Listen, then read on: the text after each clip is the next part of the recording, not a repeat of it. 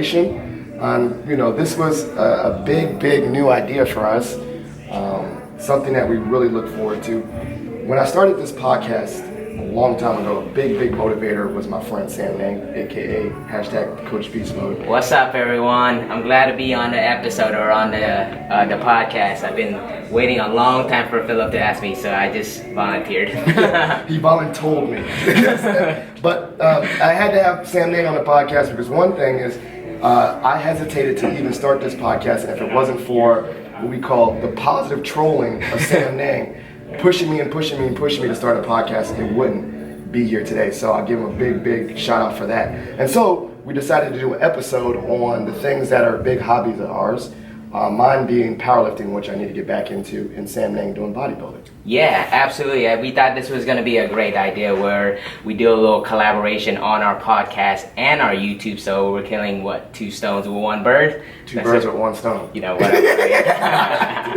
But anyway, I'm really excited about this episode. So we're also going to do a follow-up on my YouTube channel with a training episode where we go through like training styles, because obviously Philip is a great power lifter and I am more into the bodybuilding hypertrophy kind of type of training. Right. And we've been kind of synergizing and bouncing off ideas and just kind of sharing our ideas about life, parenting, business, and training at the same time. So we thought this was going to be a great collaboration idea for everyone. Yeah, and it's funny because both of us were not introduced. Sam Nang's been in the fitness realm way longer, years since high school. Since high school, and I did athletics in high school, ran track and football, but then I had a long gap in my fitness, and I was reintroduced to fitness through CrossFit, and it was at CrossFit where I was introduced to Sam Nang, and it's through CrossFit that I was introduced to powerlifting, which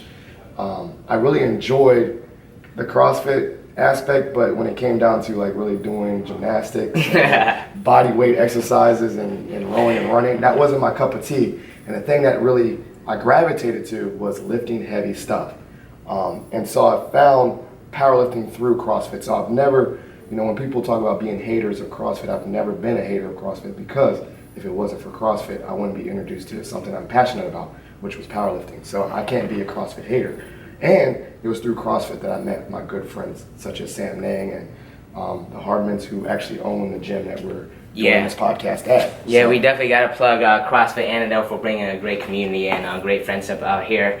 I also found my fiance here at the gym too. So once you start building like a community and helping build a community, you start to attract people that are like-minded as you as also. And yes, CrossFitting was the thing that kind of brought me and Philip together. But obviously, we all love weight training. That's where my preference is. That's why I lean towards more powerlifting and bodybuilding. We actually, a funny story, Philip and I were getting really close while we were CrossFitting. We were supposed to compete in our first CrossFit competition. He ended up getting injured, and so that's where he went into the route of doing more powerlifting. I went into more weightlifting, like the Olympic weightlifting during that time. So now we're bringing our heads together, and we're excited to bring you this episode. Yeah, it was through that injury. I hurt my wrist.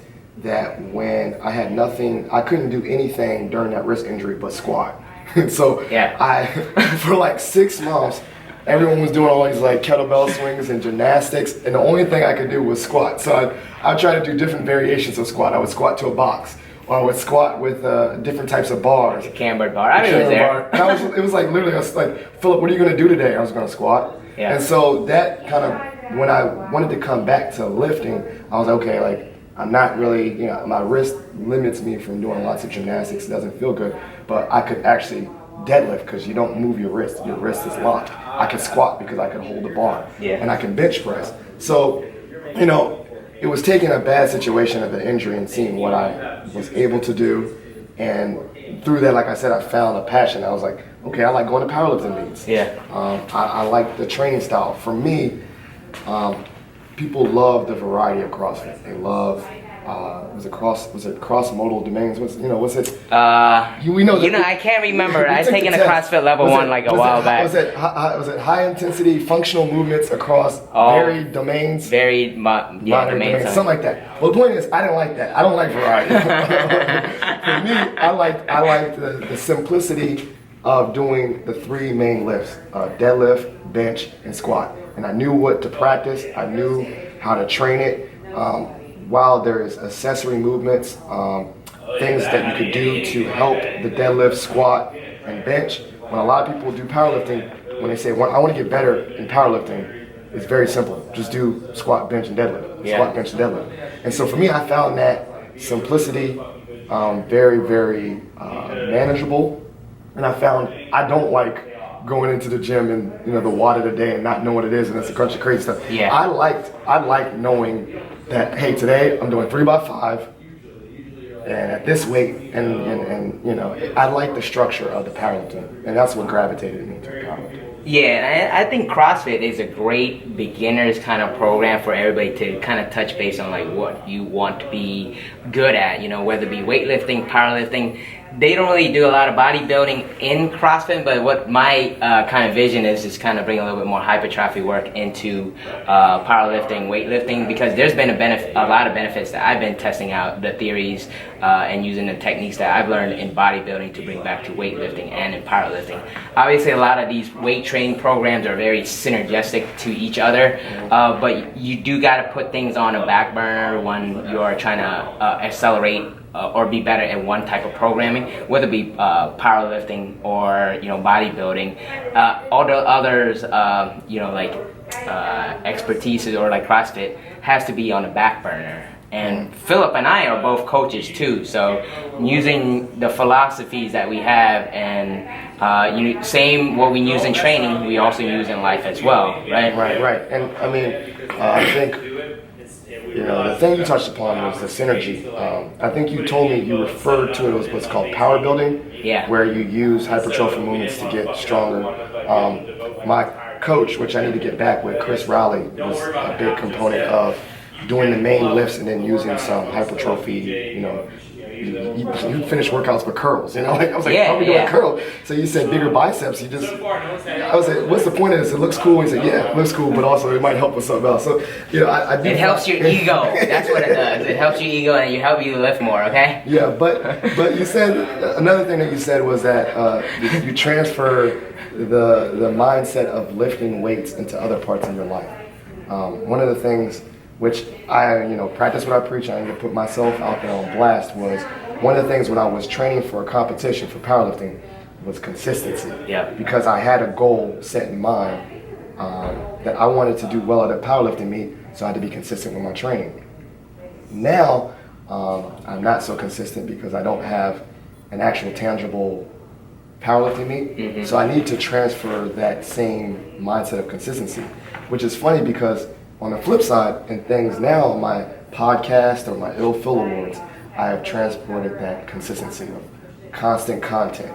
Mailing I Phil Awards every Monday, regimented things, and I need to get myself, into the mindset that I need to get consistent with my working out. Yeah, absolutely, man. I think one of the big things that people miss in their life is weight training, or not weight training, just physical health.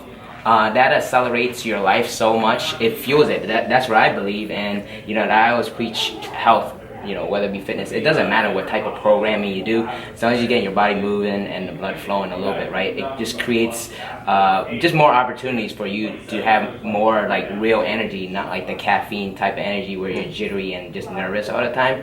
The type of real physical energy that you need to be productive, have the clear mind, make clear decisions, and health is one of the biggest factors that I try to preach. And obviously Philip has started to kind of get influence from my philosophies and mentalities on like training. Well, I mean, I definitely use you as a Consistency. Consistency. And one of the things I do admire about Sam Nang is that he has consistent work ethic, and that with the iron sharpens iron mindset is that I feed off of that. Like as I said earlier, this podcast was a big motivator for me to be consistent with this, is because this man will troll me. He wouldn't even address me as Philip on social media. He would say, "Hey, I can't wait for the Positive Philter to come out." And I was like, "Oh man, if I don't come out with this Positive Philter, like people are gonna think I'm like he's gonna either think Sam Nangman is a crazy man that keeps on referring to his friend as Positive Philter, or think that I'm not walking the walk." Bringing it back, I don't have a powerlifting meet, right? And I need to tangibly find a powerlifting meet, and maybe that will help me set some goals, because I like when I have a meet, I attack it, and that helps me. That helps me give you structure. Now, you do it naturally because you have this natural mindset of staying healthy, but do you also find it easier, or like you up the intensity of your working out when you have a goal, like maybe that bodybuilding competition in China? And with training, with my mindset, I am training year round. Like there is no like off period, but with like training philosophies, I understand like programming a lot more. So there is periodization where like I will take I go pretty intense, heavy on like powerlifting for like 3 months, and then put hypertrophy in the back burner, or I will go a little bit more for the next 3 months, go more hypertrophy type work than powerlifting, and then I'll ease off. And the real end goal is, and I always preach this, it's adherence. It's like, can you consistently do this for your whole life? Right. If you're going so hard 2-3 years of like CrossFit or powerlifting and you get beat up and you're injured, that's what you don't want, right? You want to be healthy in your head at the same time. A lot of people get injured, and that really derails their performances. So that's where like talking to coaches, thinking like understanding programming, that's how it benefits like your training and like your mental health. Well, I mean that's really,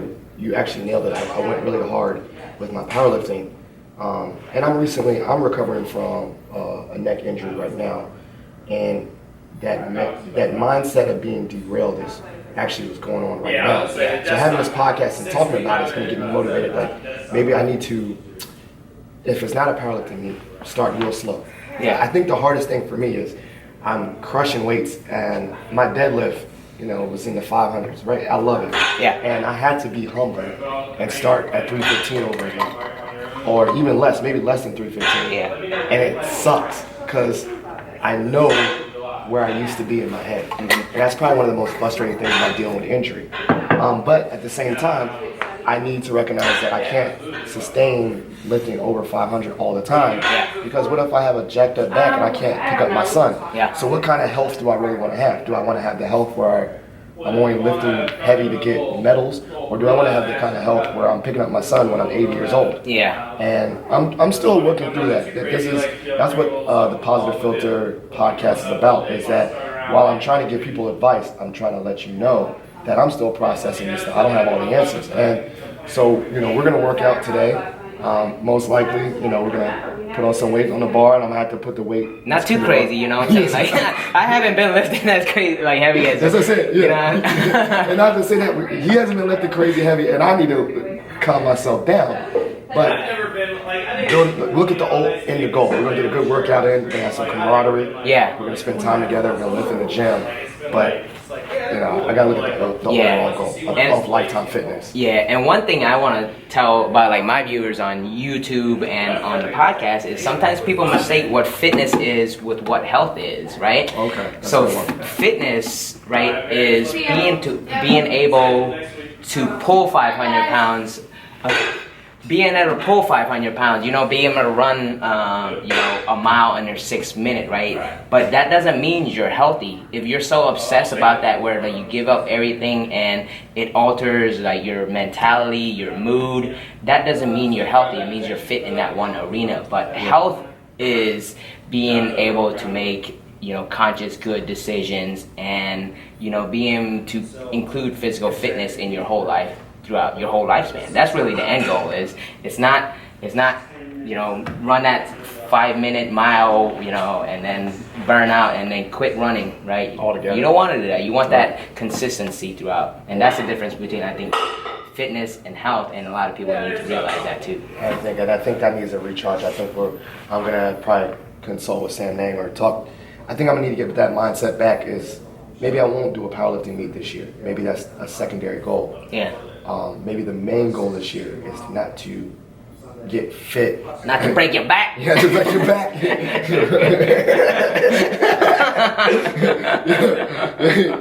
yeah, I'm too old for that.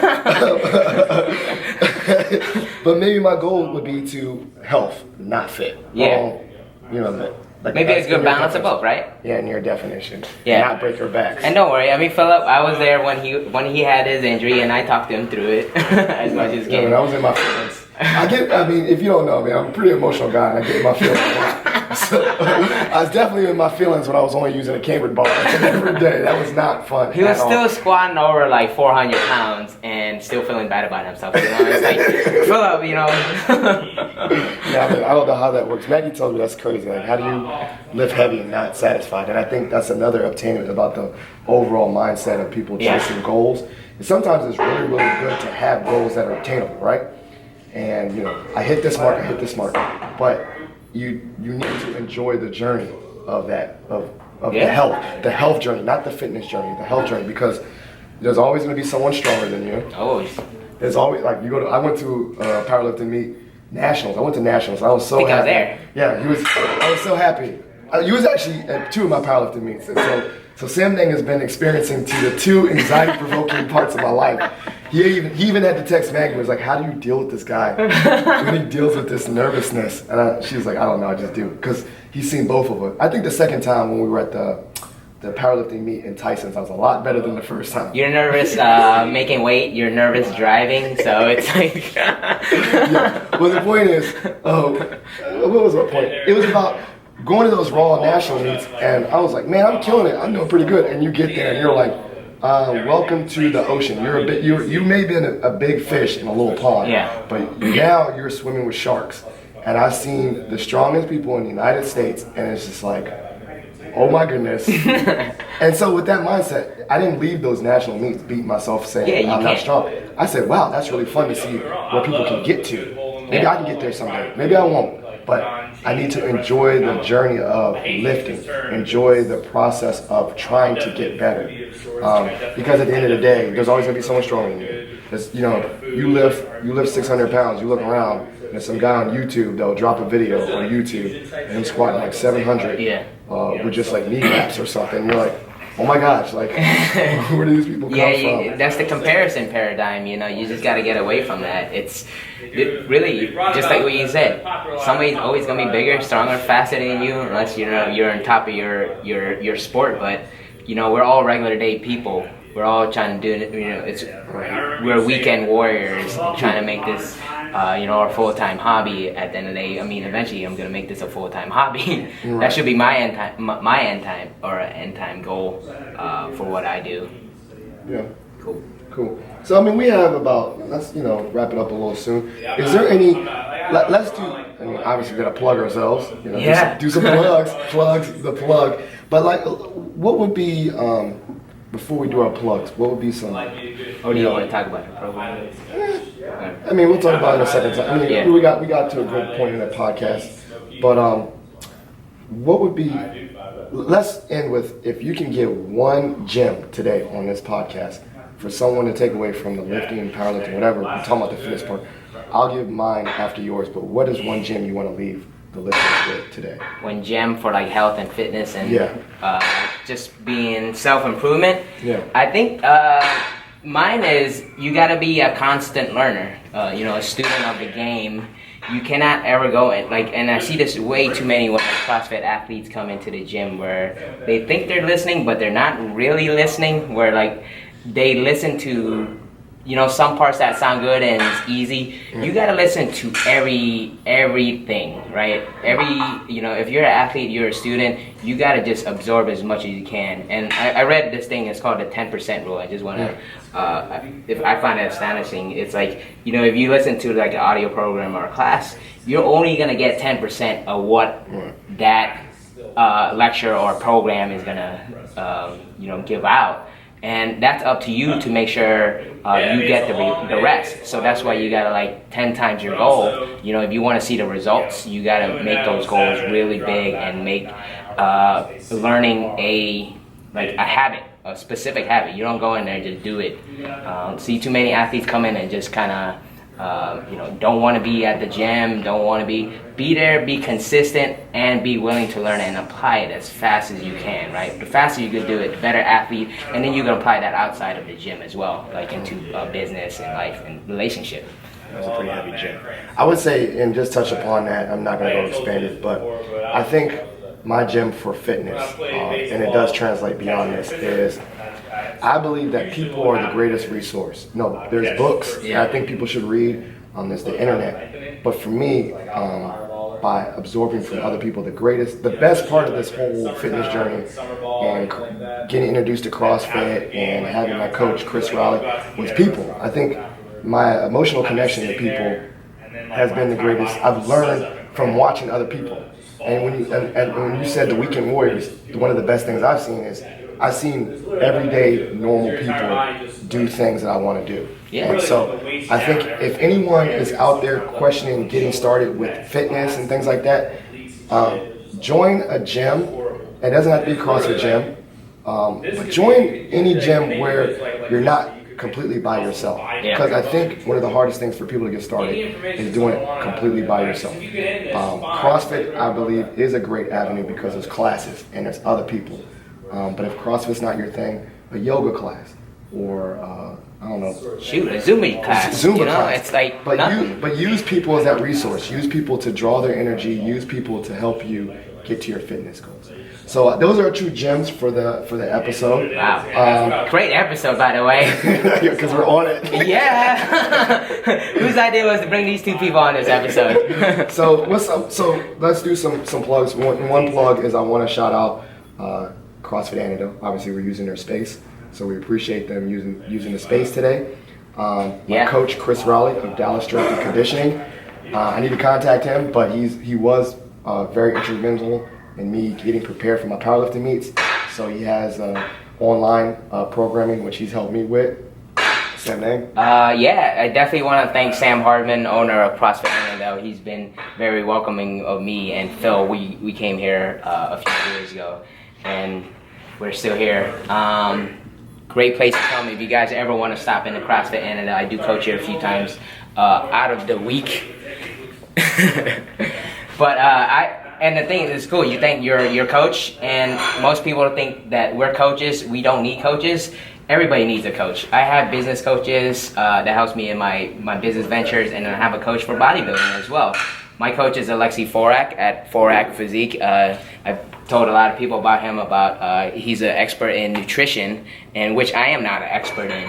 Right? I'm an expert more into like the training programs and philosophies and programming. But whenever you need something in physical health or fitness, make sure you reach out to somebody where you feel like you're deficient in. And I always thought like I'm very deficient in like learning about nutrition and food, but that should not stop you from pursuing the type of goals that you want. That's why you reach out to those coaches, the type of people that you need to kind of help build you to make sure that you're a complete person, complete athlete, complete person. And then lastly, if you have any questions, shoot either me or Sam Name a message.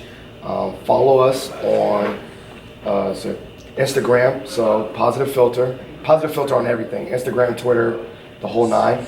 And Coach Beast Mode, he has at Sam Name. Yeah. Man, which I'll put all his contact information in the show notes. The easiest way to find me is if you go to Google and hashtag Coach Beast Mode. So it's my personal hashtag. You can have like Instagram, you have Facebook, YouTube, and I drop different things so people could get different ideas throughout the day and just different media sources. So like podcasting is a little bit longer, YouTubing is a little bit longer programming, and my Instagram stories that I post are more like short, actionable items.